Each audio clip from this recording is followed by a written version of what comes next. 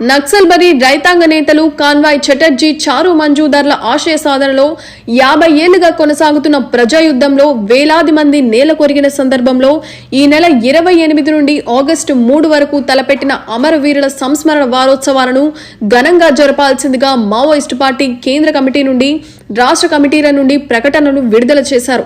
కానీ విని ఎరగని రీతిలో ఆపరేషన్ ఖగార్ పేరిట ప్రజాయుద్ధంపై పాశావిక దాడులు కొనసాగుతున్న సమయంలో ఈసారి వారోత్సవాలు జరుపుకుంటున్నామన్నారు. మడకం సుజన్ సింగ్ మొదలుకొని అన్ని సంతోష్ అలియాస్ సాగర్, చీమల నరసయ్య అలియాస్ జోగన్న సహా సుమారు 200 మంది పార్టీని కోల్పోయిందని గుర్తు చేశారు. అత్యంత క్రూరంగా దాడి జరుగుతున్న సమయంలో ఈ వేడుకలను జరుపుకుంటున్నామని తెలిపారు.